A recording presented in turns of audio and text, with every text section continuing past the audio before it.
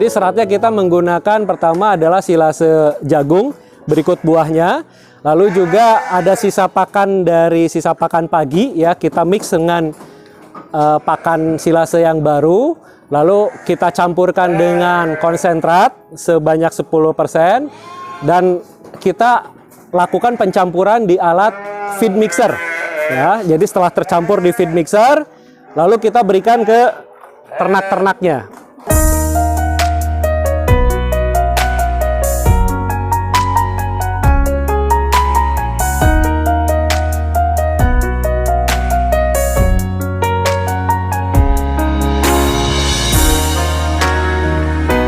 Halo, selamat sore. Jumpa lagi, saya Yosnardi dari Pesona Satwa Farm di Cipatat, Bandung Barat. Kita ketemu lagi di channel Gaper. Sore ini kita lihat aktivitas sedang memberi makan domba dan kambing. Nah, ini kita lihat lahapnya, mereka makan, menikmati santapan sorenya ya. Seperti apa nanti menu-menunya kita bahas. Ya, kalau menu sore hari ini kita menggunakan pakan complete feed ya, total mix ratio atau biasa disingkat TMR.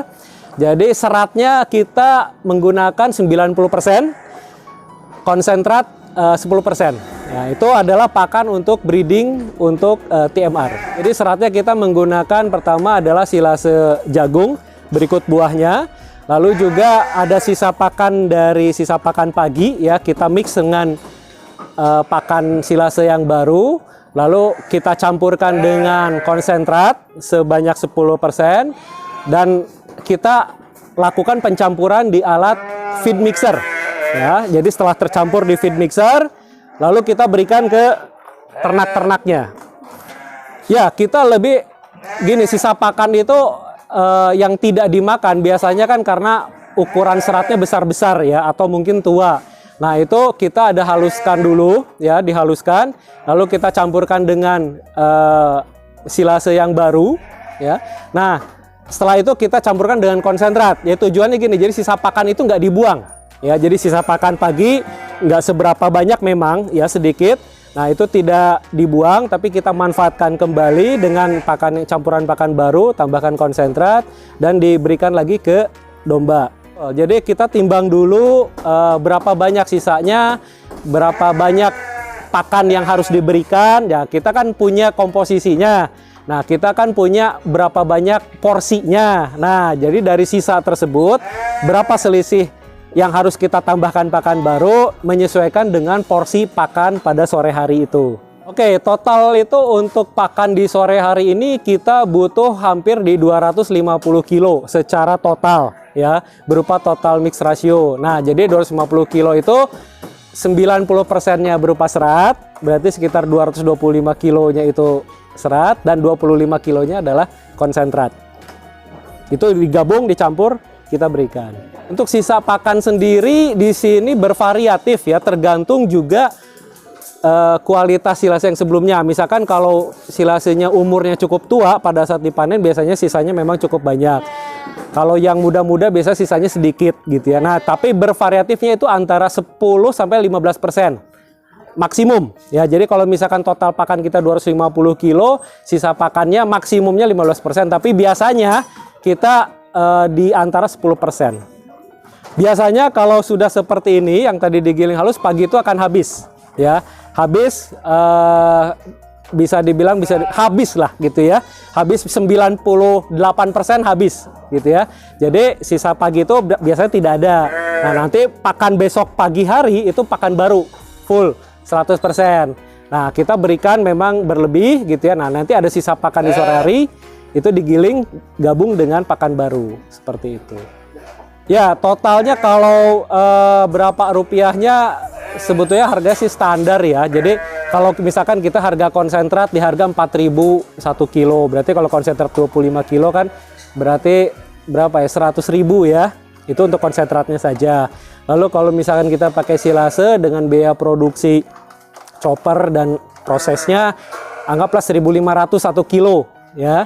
Jadi 1.500 1 kilo dikalikan 225 kilo ya, sekitar segitulah. Yang pertama tadi dari sisa pakan yang kira-kira antara 10% tadi ditambahkan dengan silase yang baru ya. Nah, lalu itu sekitar 225 kilo. Nah, dari situ kita giling dulu ya menggunakan Vic mixer selama 5 menit. Ya, di situ 5 menit, lalu kita tambahkan konsentrat sebanyak 25 kilo dan kita biarkan dulu mix selama antara 5 sampai 7 menit. Nah, setelah tercampur dengan sempurna, baru kita berikan ke ternak kita. Jadi langkahnya simpel sekali ya. Jadi hanya 2 langkah tadi, timbang, tahu selisihnya berapa yang harus ditambahkan, lalu dicampur, berikan. Sudah, itu aja.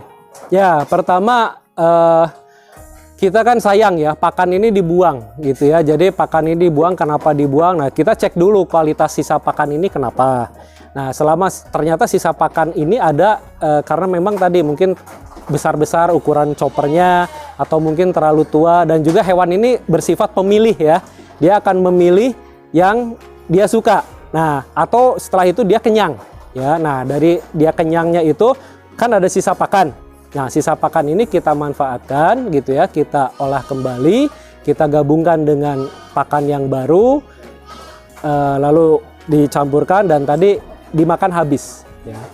Jadi dulu tuh kita pernah sisa pakan itu dibuang ya, dibuang banyak sekali sampai menggunung gitu ya. Memang akhirnya kita jadikan kompos gitu ya. Nah, karena sisa pakan yang menggunung dan kita tidak tahu seberapa banyak sisa pakan itu gitu. Jadi ini sayang sekali. Jadi akhirnya kita memanfaatkan sisa pakan itu untuk tadi diolah kembali, tetapi tadi ya syaratnya adalah sisa pakannya yang masih baik. Ya, bukan sisa pakan yang busuk. Kalau sisa pakan yang baik kan kita bisa kelihatan dari ciri-ciri fisiknya, misalkan dari baunya gitu, dari warna seperti itu yang paling mudah. Nah, kalau yang busuk kan udah kelihatan warnanya menghitam, bau seperti itu kita udah nggak pakai lagi, bukan sisa pakan gitu ya. Nah, jadi selama sisa pakan itu tadi masih baik, kita berikan, dan ini udah berjalan cukup lama, ini sekitar 1 tahun dan tidak ada masalah juga di ternaknya, itu bisa dipakai. Kesimpulan dari beternak ini adalah kita harus beternak dengan beternak cerdas ya. Oke, kita memang mengeluarkan biaya pada saat beternak itu. Nah, bagaimana cara kita mengefektifkan dan mengefisiensikannya? Nah, kita melihat faktor-faktor di dalam beternak yang terutama yang menggunakan biaya paling besar adalah di pakan.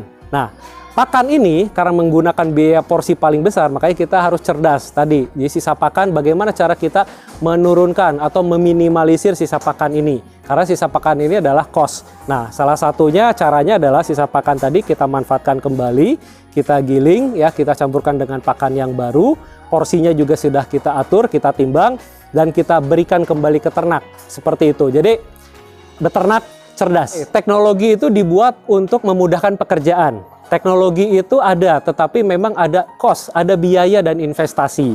Nah, kembali kita menggunakan teknologi. Kenapa menggunakan teknologi? Karena cost juga cukup besar. Nah, tujuannya teknologi adalah tadi awalnya besar, tetapi berikutnya adalah efisiensi dan efektivitasnya sangat efisien.